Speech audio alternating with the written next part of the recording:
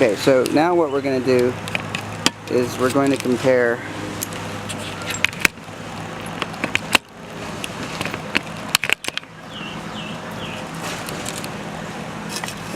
the size of the tables.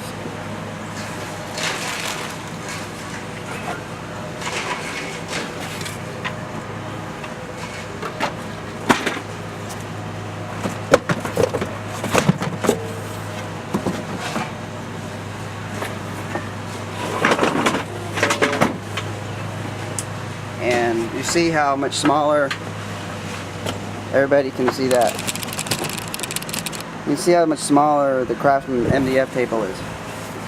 Now this is the Craftsman die-cast aluminum table, and you can see comparatively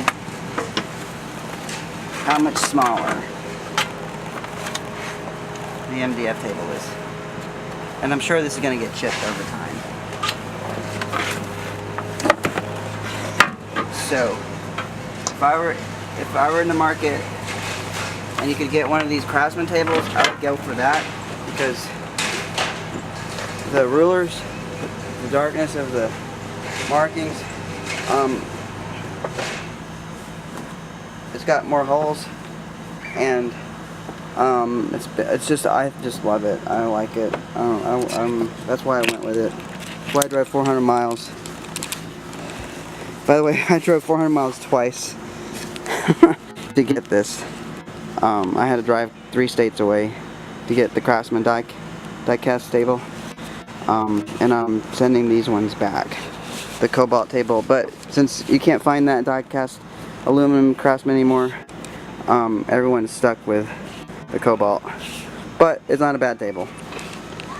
If you like my videos, please subscribe to my channel. There'll be more. We're going to be talking a bit about everything out here, kind of a mess. We're going to be talking about those router bits and some routers. Thanks. Again,